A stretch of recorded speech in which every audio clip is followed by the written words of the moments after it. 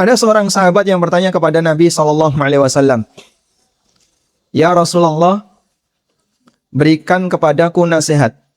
Perkara penting dalam Islam yang ini tidak akan aku tanyakan kepada selain Anda." Nabi SAW hanya ngasih satu pesan ringkas. Qul amantu billah thumma istaqim. Ikrarkan, aku beriman kepada Allah, lalu jadilah orang yang istiqomah.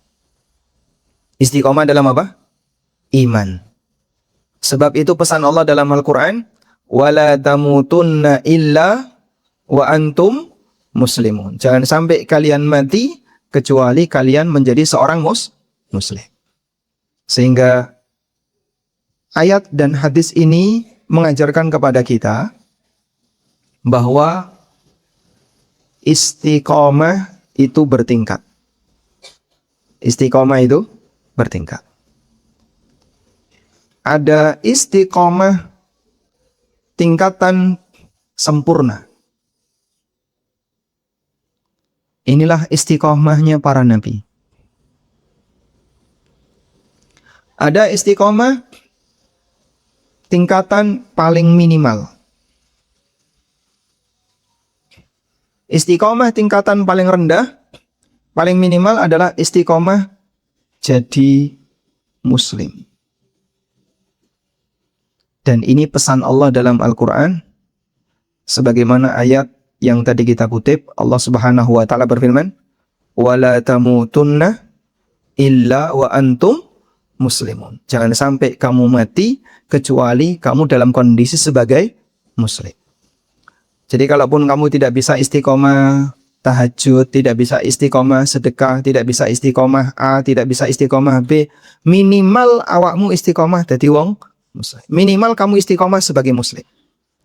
Karena ini satu-satunya syarat seseorang bisa mendapatkan surganya Allah Subhanahu wa Ta'ala.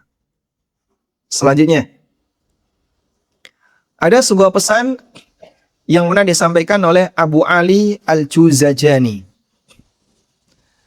Jadi beliau meluruskan pemahaman sebagian orang yang ketika mereka itu ibadah, namun tujuannya untuk mencari dunia. Kelihatan? Ya? Kecil. Kecil. Ada layarnya sudah segede itu. Belum bisa.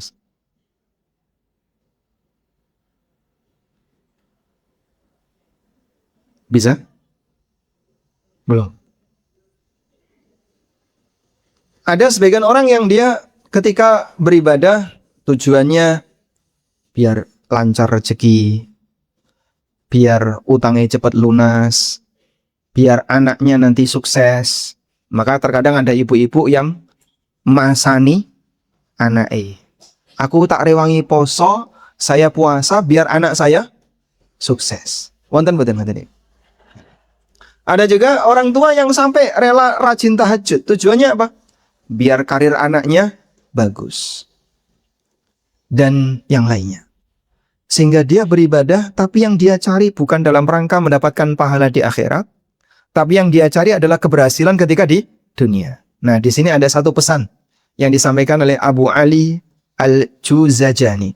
Beliau mengatakan, "Kun taliban lil istiqamah, la taliban lil karamah." Jadilah orang yang mencari istiqamah, bukan orang yang mencari karomah. Fa inna nafsaka mutaharrikatun fi talabil karamah. Karena jiwamu itu selalu terdorong untuk mencari karomah. Wa rabbuka yatlubu minkal istiqamah.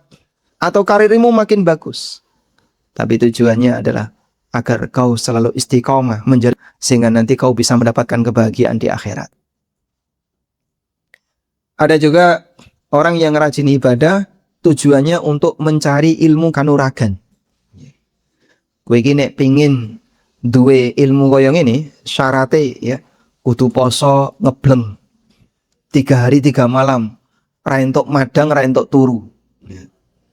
Pernah nggak ketemu orang kayak gitu?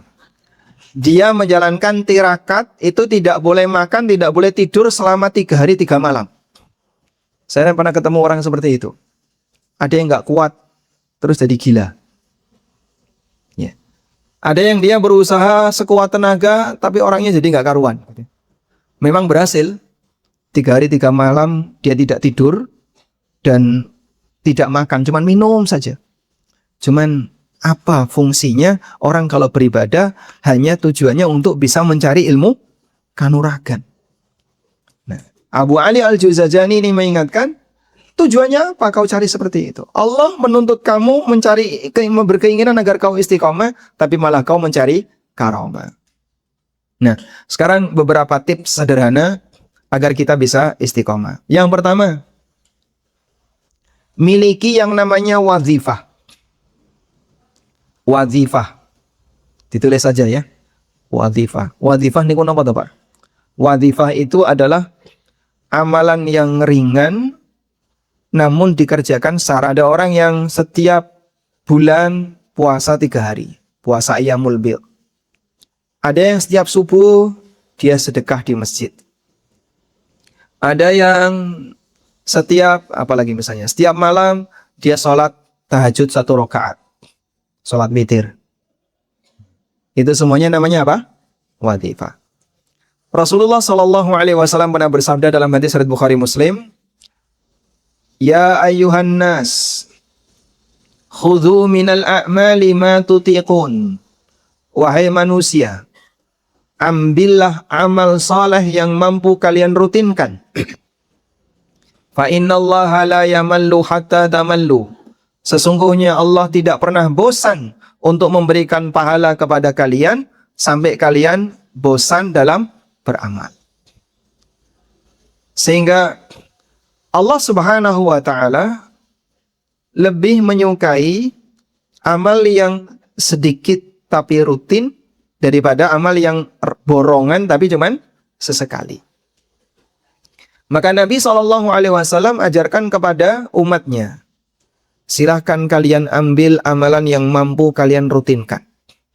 Makanya kalau mengambil amal sunnah, jangan terlalu berlebihan. Yang ringan-ringan saja, yang penting apa? Rutin. Nah, rutin ketika menjalankan wazifah ini, itulah yang amal dicintai oleh Allah Subhanahu wa taala. Akan menjadi amal yang dicintai oleh Allah. Sebagaimana sabda Nabi SAW, ahabbul a'mali ilallah adwamuha wa in qalla. Amal yang paling dicintai oleh Allah adalah amal yang paling rutin meskipun sedikit. Contoh ya. Mungkin ada di antara Anda yang hidupnya jauh dari keluarga. Misalnya ya, jauh dari suami karena suaminya kerja di luar kota. Anda lebih senang mana? Suami datang libur kerja setiap sepekan 2 hari, atau setiap 1 bulan 10 hari. Kalau sepekan 2 hari kan berarti sepekan kerja, libur 2 hari, Sabtu Ahad. Sebulan kerja, nanti setelah itu libur 10 hari. Kira-kira lebih senang mana? Yang kedua, kerja 1 bulan, ditinggal bojone sebulan, nanti libur 10 hari. Lebih senang itu daripada sepekan libur, sepekan libur. Atau misalnya jenengan punya anak ya, anaknya berada di luar kota, setahun nggak pulang-pulang, tapi begitu pulang langsung 2 bulan nggak balik-balik. Atau dia pulang setiap Jumat, tiap Jumat pulang, nanti berangkat lagi, Jumat pulang lagi, terus berangkat lagi. Lebih senang yang mana? Ya, secara umum orang itu lebih senang intensitas sering walaupun sebentar. Sehingga mereka yang ditinggal oleh suaminya kerja di luar kota. Suami Anda kerja di mana? Di luar kota, Pak. Liburnya kapan? Beliau itu kerja 6 bulan, baru libur 1 pekan. Sehingga 6 bulan pisah LDR ya. Nanti kalau sudah prei-nya 1 bulan. Kerja 1 bulan, terus nanti pulang 1 bulan libur. Kerja lagi 1 bulan, pulang 1 bulan libur. Itu ternyata lebih tersiksa daripada ketika dia kerja 1 pekan, libur 3 hari. 1 pekan, libur 3 hari. Karena masalah intensitas. Ya? Demikian pula ketika seorang hamba itu beribadah kepada Allah. Kalau orang itu beribadah kepada Allah hanya dengan cara borongan, itu banyak orang yang bisa. Tapi kalau orang diajak beribadah kepada Allah rutin setiap hari, susah. Contoh, menghatamkan Quran sebulan Ramadan, bisa nggak? Banyak yang bisa. Sekarang sudahlah, jenengan tidak perlu menghatamkan Quran sebulan Ramadan. Tapi baca Quran setiap hari, nggak pernah absen, minimal 1 lembar. Susah atau berat? Ya, bagi sebagian orang terasa berat. Karena tidak pernah absen, rutin itu berat. Nah, itulah yang diharapkan oleh Nabi SAW. Beliau mengajarkan, ambillah amal sunnah yang bisa kalian rutinkan. Karena Allah tidak akan pernah bosan untuk memberi pahala kepada kalian sampai kalian bosan untuk beramal. Selanjutnya, keutamaan orang yang punya wadhifah. Wadhifah tadi apa? Amalan rutin yang dilakukan oleh hamba. Baik. Kalau orang itu punya wadhifah, maka nanti dia akan dipanggil menuju surga sesuai kebiasaan amalnya. Nabi SAW pernah bersabda, "Likulli amilin babun min abwabil jannah, yud'a minhu bidzalikal amal." Bagi setiap orang yang beramal disediakan sebuah pintu khusus di surga dan dia akan dipanggil melalui pintu tersebut karena amal yang telah dia lakukan. Sehingga yang ahli salat dipanggil dari pintu salat, yang ahli sedekah dipanggil dari pintu sedekah, yang ahli puasa dipanggil dari pintu puasa, dari pintu ar-rayyan dan seterusnya. Nah, ini hadis selengkapnya. Rasulullah SAW pernah bersabda, "Faman kana min ahli salah du'iya min babis salah." Yang ahli salat dipanggil dari pintu salat. "Wa man kana min ahli jihad du'iya min babil jihad." Yang ahli jihad dipanggil dari pintu jihad. "Wa man kana min ahli siyam." Yang ahli puasa du'iya min babir rayyan, dia dipanggil masuk surga melalui pintu rayyan. Yang ahli sedekah dipanggil masuk surga melalui pintu sedekah. Dan disebut ahli jika orangnya rutin. Nek mong pisan pindo durung disebut ahli. Kayak delokan kira. Ahli maca Quran, Masya Allah. Kapan beliau baca Quran? Setahun pisan. Kalau setahun sekali apakah bisa disebut ahli? Tidak. Disebut ahli kalau gimana? Ketika dia sakit. Kayak delokan kayak ahli sedekah. Kapan piyambake sedekah? Piyambake sedekah 2 tahun pisan. Kalau 2 tahun sekali, setahun sekali belum bisa disebut ahli. Maka perjuangkan untuk bisa menjadi ahli. Ahli salat, atau ahli puasa, atau ahli sedekah, ahli amal A, ahli amal B. Ini orang kabeh pripun, Pak? Lah sampean pengen mlebu swarga melalui mana? Ahli salat? Tidak. Ahli poso? Ya ora. Ahli sedekah? Rodok cetil.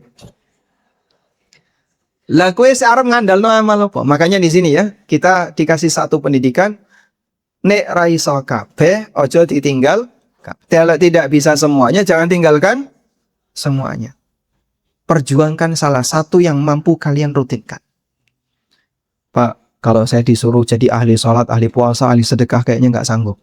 Nggih, nek nggak sanggup, minimal jadi salah satu. Ngaten nggih? Ini ada satu pesan ya.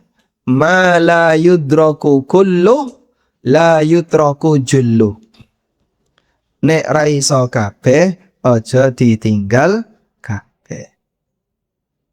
Minimal perjuangkan salah satu. Nyatete pripun niku? Nek ra iso kabeh aja ditinggal. Kalau tidak bisa semuanya, jangan tinggalkan yang mampu dikerjakan. Baik. Lanjut. Keutamaan yang kedua, kalau orang itu punya wadhifah, jika pada satu kondisi dia sakit atau bepergian, sehingga dia tidak bisa melakukan amal itu, maka tetap tercatat untuknya pahala sesuai kebiasaannya. Misalnya ini, Anda punya kebiasaan puasa sunnah Senin Kemis. Pas hari Senin, sakit, nggak bisa puasa. Orang ini tidak puasa karena malas atau karena udzur. Sehingga beliau tidak puasa bukan karena malas. Hatinya pengen puasa. Tapi karena fisiknya tidak memungkinkan diajak puasa, maka dia tidak puasa. Pahalanya tetap mengalir. Nabi SAW bersabda, "Idza maridul abdu aw safara," kalau orang itu sakit atau safar, "kutiba lahu mithlu ma kana ya'malu muqiman sahiha," maka dicatat untuknya sebagaimana amalan yang dia kerjakan ketika dia tidak safar atau ketika dia sehat. Sehingga wong loro tetap entuk kan ganjaran. Walaupun sakit tetap dapat pahala sesuai dengan kebiasaan amal sunnah yang dia rutinkan. Makanya memiliki amal sunnah yang rutin ini tabungan pahala di saat kita sudah tidak mampu mengerjakannya. Ada ungkapan seperti ini ya. Olahraga adalah tabungan kesehatan di hari tua. Rajin ibadah adalah tabungan kesehatan di hari tua. Ada waktunya, mungkin lutut ini sudah nggak bisa lagi diajak untuk rukuk, sujud, ditekuk, tidak bisa. Tapi karena orang ini dulu rajin rukuk, orang ini dulu rajin sujud, yang bersangkutan rajin salat, Allah tetap memberikan pahala rukuk dan sujud untuknya. Beliau tidak rukuk, tidak sujud dengan sempurna karena udzur. Ada waktunya mata sudah mulai belawur, dipakai untuk lihat mushaf Quran, nggak kelihatan. Tapi nek sing warnane abang karo biru saya ketok.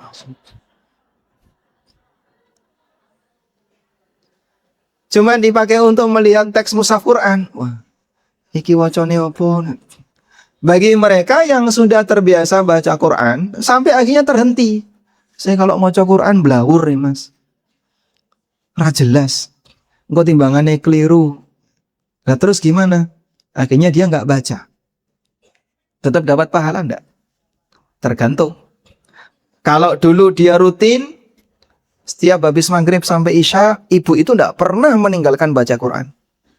Maka saat usia lanjut, di usia mungkin sudah 60-an ke atas, 70-an ke atas, kok sudah belawur seperti itu, tetap dapat aliran pahala. Itulah keutamaan orang yang punya watifah.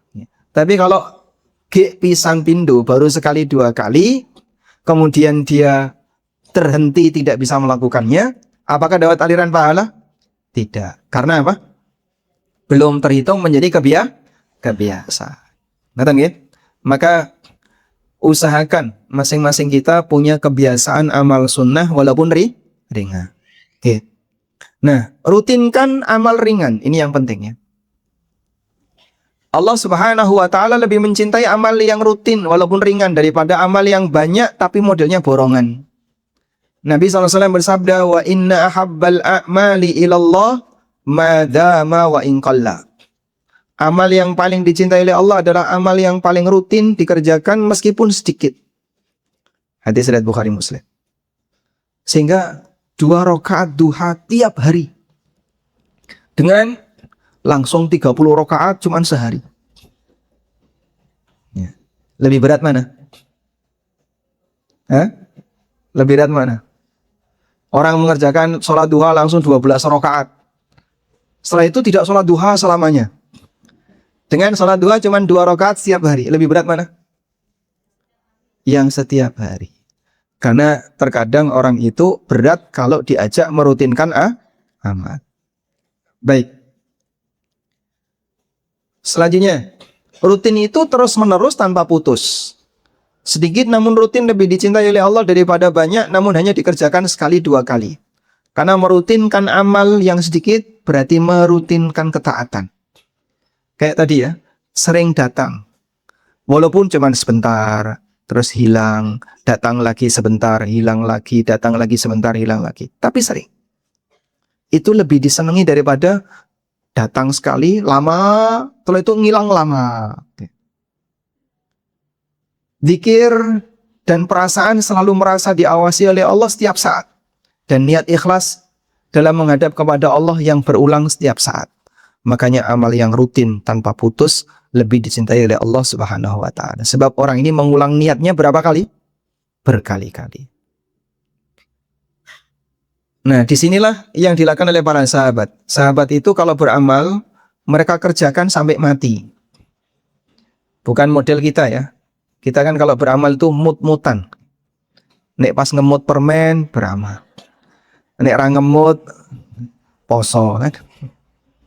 Bukan kayak gitu. Sehingga beramal yang dilakukan oleh para sahabat gimana? Begitu dia sudah mengambil salah satu amal soleh, dikerjakan sampai mati. Abdullah bin Amr bin As ini pernah menyatakan kepada Nabi SAW, saya akan tahajud tiap malam dan puasa tiap hari. Tapi dilarang oleh Nabi SAW, kamu tidak akan mampu. Berpuasalah 3 hari setiap bulan. Karena setiap kebaikan dilipatkan 10 kali. Sehingga kalau setiap bulan orang berpuasa 3 hari, maka dia seperti puasa sepanjang tahun. Dan puasa 3 hari tiap bulan tidak harus ketika ayyamul bid. Tidak harus. Dan tidak harus berturut-turut. Boleh nggak Pak dipisah Pak? Boleh. Misalnya awal bulan sehari, tengah bulan sehari, akhir bulan sehari. Kalau pas bulan Syawal kita puasa 6 hari. Pas bulan Dzulqa'dah tidak ada puasa 6 hari Dzulqa'dah. Nanti jenengan bisa puasa 3 hari. Awal, tengah, akhir Dzulqa'dah. Dah? Abdullah mengatakan, aku bisa lebih dari itu. Kemudian Nabi SAW mengatakan, sum yauman wa aftir yauman. Lakukanlah puasa sehari dan tidak puasa sehari. Itu adalah puasa Dawud dan ini puasa terbaik. Akhirnya Abdullah bin Amr mengerjakan puasa Dawud sampai tua. Nah, ketika beliau sudah merasa tua, beliau merasa keberatan. Sampai akhirnya mengatakan, andaikan dulu aku menerima pesan yang diberikan oleh Nabi SAW untuk puasa 3 hari tiap bulan. Jadi modelnya seperti ini, dikerjakan sampai sak kuate, nutuk sampai akhir hayat, wes gak sanggup baru berhenti. Kalau orang zaman sekarang kan lagi Daud ini. Daud setahun wes kesel. Rampung terus nggak puasa lagi. Ada kan model orang kayak gitu ya. Senin Kemis rajin, Senin Kemis. Saya wes kesel, dah setelah itu nggak Senin Kemis lagi. Kalau sahabat enggak. Senin Kemis alawasnya sampai mati. Kalau nggak ada uzur nggak putus. Sanggup nggak kira-kira? Hah? Nah, cara beramal tuh kayak gitu ya. Jadi yang sudah megangi amal tertentu, pegangi sampai mati. Bukan model mut-mutan tadi. Kalau pas lagi seneng, gelem. Lagi nggak seneng, malas. Nggak kayak gitu. Sehingga dia beramal sampai mati. Makanya pilih amal yang ringan saja, jangan terlalu berat. Baik. Minimal tadi ya, masing-masing punya satu amal andalan. Ojo sampai ra duwe kabeh. Ahli sholat tidak, ahli sedekah tidak, ahli poso ya ora, ahli iki ya ora. Nah sampean ahli apa? Ya? Ahli rebahan. Jadi kaum rebahan, kelimbang-kelimbung karo nyekrol. Nggih. Kemudian dalam hadis ini terdapat pelajaran puasa Daud itu puasa terbaik. Makanya para ulama melarang yang sudah puasa Daud tidak boleh puasa sunnah yang lain. Ikuti saja Daudnya. Sehingga misalnya ini, ada orang puasa Daud pas memasuki bulan Dzulhijjah. Pas memasuki bulan Dzulhijjah. Tanggal 1, tanggal 2, sampai tanggal 8, tanggal 9, tanggal 10. Ngerti nggak? Ya. Pas hari genap puasa. Ini tidak puasa.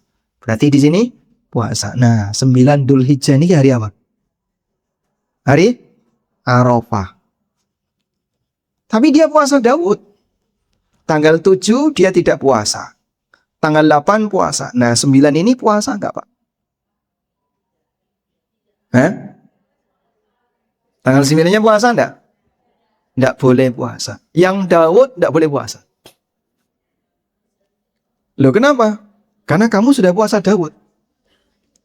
Dan orang yang sudah melakukan puasa Daud, dia sudah melakukan puasa sunnah puncak. Maka nanti tanggal 9 nggak puasa, tanggal 10 Idul Adha nggak boleh puasa sampai tanggal 13 hari tasyrik. Nanti libur puasa. Tanggal 14 mulai lagi puasa. Terus seperti itu. Kok ketemu nanti Asyura tanggal 10 Muharram gitu. Tanggal 10 Muharram pasti tidak puasa. Ya jangan nekat puasa. Oke. Kalau puasa Syawal dipakai Daud boleh. Jadi 6 hari, sehari puasa, sehari tidak. 12 hari selesai. Boleh. Ngaten? Nah, kalau yang sudah punya Daud, nyawal dulu atau gimana? Syawalnya dibuat Daud. Sehingga bukan nyawal dulu 6 hari, terus Daud tidak. Tapi syawalnya dilakukan dengan cara model Daud. Sehari puasa, sehari tidak. Sehari puasa, sehari tidak. Niatnya, niat puasa gitu aja. Jadi Daud itu metode menjalankan puasa sunnah. Sehari puasa, sehari tidak. Kalau sudah seperti itu, dia komitmen itu sampai akhir hayat, maka sudah tidak menambah puasa sunnah yang lain. Oke? Kalau tidak konsisten, bulan ini Daud, bulan depan karena ada walimah, koncone ulang tahun, undangan makan, pengajian, ada snacknya, mangan-mangan, dan akhirnya raposo-poso nih kayak. Karena terlalu sering izin. Baik, memang puasa sunnah boleh dibatalkan. Tapi ada satu hal ya. Kalau dia membatalkan puasa sunnah, jadinya sudah tidak konsisten lagi. Maka dia tidak bisa disebut ahli puasa Daud, ahli Senin Kemis. Karena sering dibatalkan. Tapi ini ada satu hal ya. Puasa qadha dilarang untuk dibatalkan. Dilarang dibatalkan. Dilarang apa Pak? Dilarang keras sekali. Saya tambahkan ini biar tegas. Puasa qadha dilarang keras sekali untuk dibatalkan tanpa udzur. Jadi kalau sudah tadi pagi puasa qadha diundang kancane, ayo mangan, ono duren karo sate, karo tongseng tengkleng, dimsum, njaluk apa wae ono. Wah nek ra teko kok eman. Mentahane wae. Kalau Anda lagi puasa qadha, minta apa? Mentahan saja. Sudah? Karena tidak boleh membatalkan puasa qadha. Kecuali kalau ada udzur. Udzurnya apa Pak? Sakit. Atau safar. Sebagaimana saat puasa Ramadan. Kemudian minta doa, memohon kepada kekuatan istiqomah. Misalnya doa ini. Allahumma a'inna ala dzikrika wa syukrika wa husni ibadatik. Ya Allah, tolonglah kami untuk bisa berzikir, bersyukur, dan melakukan ibadah yang terbaik kepadamu. Doa ini diajarkan Nabi SAW kepada Mu'adz bin Jabal. Terutama Anda baca ketika sujud atau sebelum salam. Atau dibaca setelah tasyahud, menjelang salam. Pun hafal dong ya?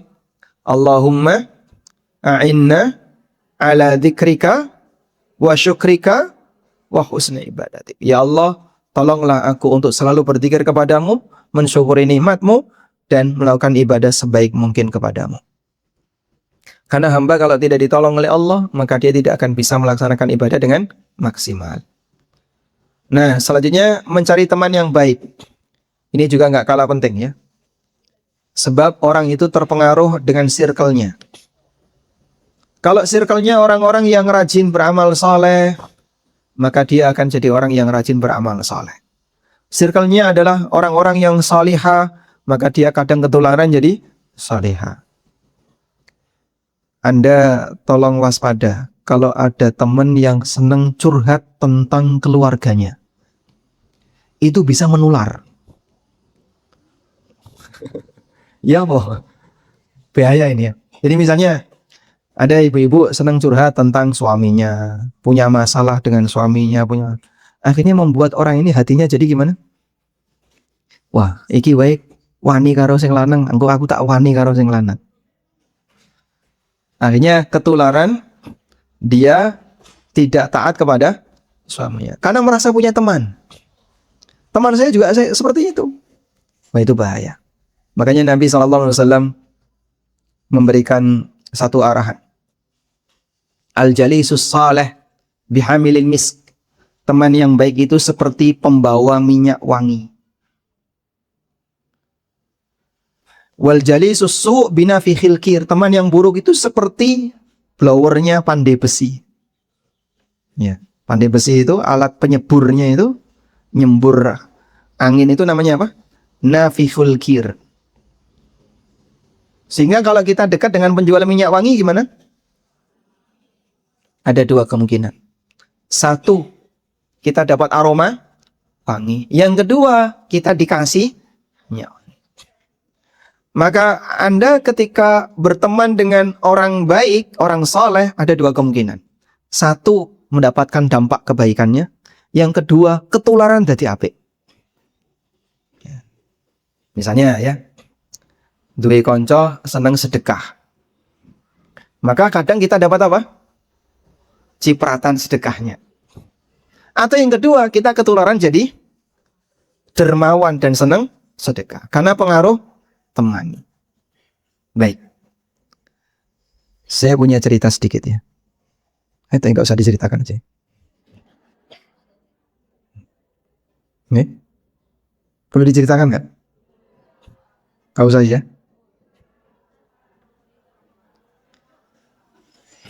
Jadi saya ini dulunya pemalas membaca. Sampai tinggal di sebuah asrama yang seluruh circle-nya rajin membaca.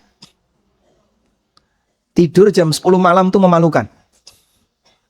Jadi malam tidur jam 10 itu memalukan. Karena semuanya jam 10 belum ada yang tidur.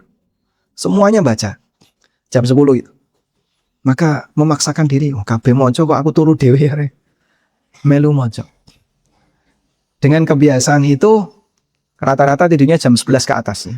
Ada yang baca, ada yang nyalin, nyatet.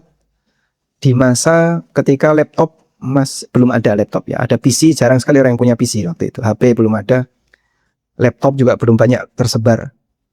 Sehingga mereka rata-rata kalau nulis ya nulis pakai tangan, disalin, buku-buku disalin. Okay. Masya Allah, ternyata punya circle seperti itu menular. Makanya kalau Anda punya circle yang suka gerenengi, biasanya gimana? Hah? Menular jadi senang dikir atau menular jadi senang digerenengi? Senang? Waspadalah. Selanjutnya, teman yang baik itu upayakan ada di dekat kita. Itulah teman yang baik, anggota keluarga. Siapa Pak? Ya, bisa pasangan kita, suaminya atau istrinya. Nabi SAW mendoakan kebaikan. Rahimallahu rajulan qama minal lail. Allah merahmati seorang lelaki yang bangun malam. Fasalla, kemudian dia tahajud. Wa iqadha imra'atahu, kemudian dia bangunkan istrinya. Fa'in abad, kalau istrinya nggak mau bangun, nadhaha fi wajhihil ma, maka dia percikan air di wajah istrinya. Rahimallahu mra'atan, semoga Allah merahmati wanita. Qamat minal laili fasallat, kemudian dia bangun malam lalu salat. Wa iqadat zaujaha, kemudian dia bangunkan suaminya. Fa'in aba, kalau suaminya nggak mau bangun, nadhahat fi wajhil ma, dia siramkan seember air ke suaminya.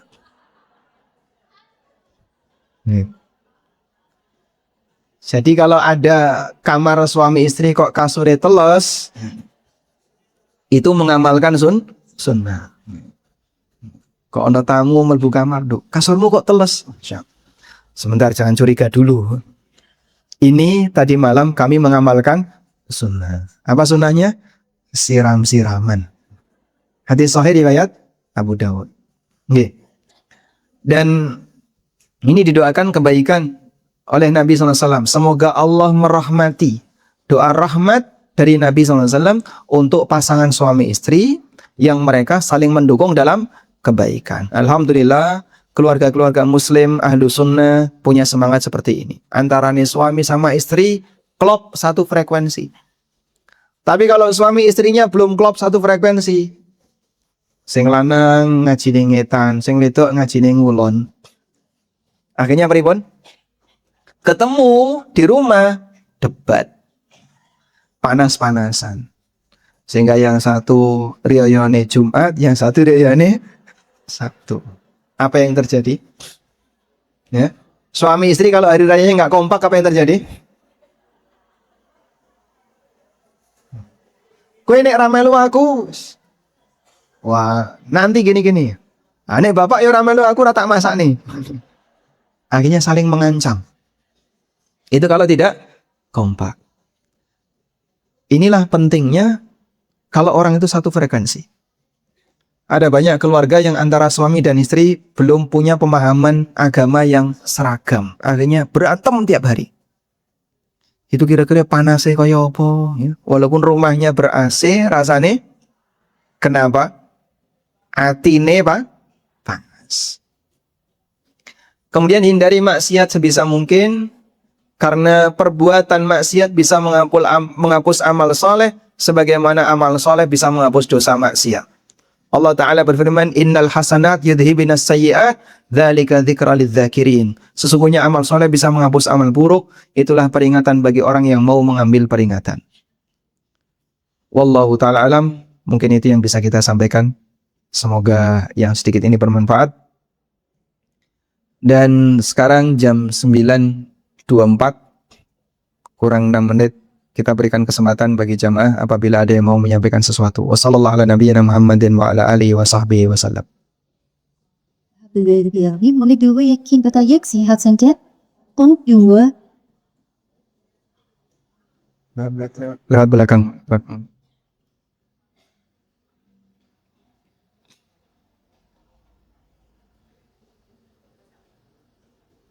gimana tadi lanjut sekolah.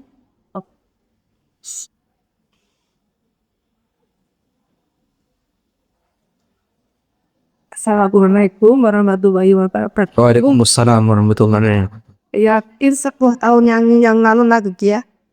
Jadi betul atau tidak kalau kita misalnya melakukan ibadah sunnah, misalnya puasa itu nggak boleh dibilang-bilangi. Misalnya saya puasa Senin, ternyata ada teman makan harus membatalkan. Jadi puasanya dibatalkan ya. Saya harus kemakan. Itu betul apa enggak? Berarti nggak boleh. Baik. Apakah betul kalau ada orang yang sedang puasa sunnah nggak boleh dibilang-bilangin? Sehingga kalau ada temennya ngejak makan, ya makan aja. Tapi setelah itu lanjut puasa. Dan betul ada yang punya keyakinan kayak gitu. Sehingga puasanya tidak batal dalam rangka untuk menenangkan hati temannya yang ngajak makan. Ya ini jelas salah. Ya. Kalau Anda bertahan puasa, tidak masalah. Membatalkan puasa sunnah juga tidak masalah. Karena kata Nabi SAW, As-sa'imul mutatawwi' amiru nafsih. Orang yang puasa sunnah, dia bisa mengendalikan dirinya sendiri. Artinya mau lanjut puasa silakan, batal puasa silakan. Tapi boleh nggak kita puasa sunnah diundang orang untuk makan, kemudian kita membatalkan? Atau tetap mempertahankan puasa? Dua-duanya boleh. Membatalkan boleh, mempertahankan puasa boleh. Makanya Nabi SAW pernah mengatakan, Idza da'akum ila ta'amin fa'ajibhu. Wa in kunta sha'iman fasalli alaihi. Kalau ada teman kamu ngundang kamu makan-makan, hadirilah. Tapi kalau kamu puasa, berikan doa untuknya. Sehingga Nabi SAW tidak perintahkan yang puasa harus membatalkan. Maka bagi mereka yang puasa sunnah, lalu diundang makan oleh temannya, dan dia datang di undangan itu, tetap bertahan puasa, boleh. Dan perintah Nabi SAW cukup doakan. Semoga acaramu barokah, semoga keinginanmu dikabulkan oleh Allah, dan seterusnya. Wallahu a'lam. Baik, selanjutnya. Waalaikumsalam warahmatullahi wabarakatuh. Ustaz, saya mau menanyakan pada saya fatigue desakan di dalam dua agama. Bapak Katolik, Mama Islam. Namun seiring berjalannya waktu, bapak saya usia 50 itu mengungkapkan untuk mengikuti mana musik. Masuk Islam, Bapak. Dan pada saat itu kami 7 bersaudara itu disekolahkan di Katolik. Oke. Nah, itu yang saya tanyakan amalan apa mama itu. Karena sekarang sudah meninggal ya Pak. Apakah mama saya dapat pahala atau tidak? Kedua, anak-anaknya ini belajar mendalami agama ini pada saat mengikuti pasangan. Jadi bapak saya dan mama itu memilihkan pasangan yang bisa membimbing saya dan saudara-saudara lain. Masya Allah. Baik. Itu apakah mama itu mendapatkan amalan pahala atau tidak? Jadi Bapak meninggal dalam kondisi Muslim? Alhamdulillah. Baik. Sekarang sudah saatnya mengejar ketertinggalan. Antara mereka yang Islam dari kecil, dari lahir, dengan yang mungkin Islamnya di usia 60-an, 50-an, tentu amalnya berbeda. Gitu. Oleh karena itu, kalau misalnya sudah meninggal gimana? Bisa nggak anaknya memperjuangkan? Anaknya memperjuangkan bagaimana, Pak? Anaknya serius beramal, kemudian dihadiahkan untuk bapaknya, untuk ibunya. Misalnya, sedekah atas nama bapak, sedekah atas nama ibu. Insya Allah dengan demikian anak menghadiahkan amal untuk orang tuanya. Terutama kata Nabi SAW adalah menghafalkan Quran. Karena orang yang menghafalkan Al-Quran maka dia seperti menghadiahkan mahkota kepada orang tuanya. Sehingga orang tuanya sampai heran, "Duh, aku kok punya mahkota seperti ini karena apa?" Kemudian Allah Subhanahu wa taala memberikan jawaban, "Bi akhdhi waladikal Quran." Karena dulu anakmu rajin menghafal Quran. Ya. Maka Bapak Ibu kalau pengen menghadiahkan mahkota untuk orang tua, mungkin orang tua kita sudah meninggal, aku nggak bisa menghadiahkan ongkos naik haji. Aku tidak bisa menghadiahkan umroh untuk orang tuaku, tidak bisa menghadiahkan materi apapun untuk orang tuaku. Hadiahkan yang lebih hebat daripada itu. Berupa apa? Amal soleh dan doa. Sehingga rajin-rajin mendoakan orang tua, rajin-rajin beramal soleh, hadiahkan sebagian amal soleh itu untuk orang tua. Termasuk diantaranya adalah berusaha menghafal Al-Quran. Awis tua ya Pak, sudah tua menghafal Quran bisa nggak? Bisa. Al-Quran bisa dihafalkan di semua usia. Semoga orang tua kita diberi oleh Allah mahkota kemuliaan kelak di yaumul qiyamah. Nggih. Walhamdulillah. Pun cekap. Baik, ini yang terakhir. Ada titipan doa untuk kakak yang sedang kanker stadium 4 agar dikuatkan dan diberi kesabaran dalam menjalani ikhtiar pengobatan. Atas nama Ibu Rina Ika Yuniarti binti Mawardi. Kita doakan semoga Allah Subhanahu wa taala memberikan yang terbaik untuk beliau dan memberikan kesembuhan untuk beliau dan umur yang bermanfaat bagi beliau. Demikian, semoga yang kita bahasin bermanfaat. Allahumma anfa'na bima 'allamtana wa 'allimna ma yanfa'una warzuqna ilma. Allahumma inna nas'aluka fi'lal khairat wa tarkal munkarat wa hubbal masakin. Wa idza aradta bil ibadika fitnah faqbidna ilaika ghaira maftunin. Rabbana atina fid dunya hasanah wa fil akhirati hasanah wa qina adzaban nar. Wa sallallahu ala nabiyyina Muhammadin wa ala alihi wa sahbihi wa sallam. Wa akhiru da'wana anil hamdulillahi rabbil alamin. Wassalamu alaikum warahmatullahi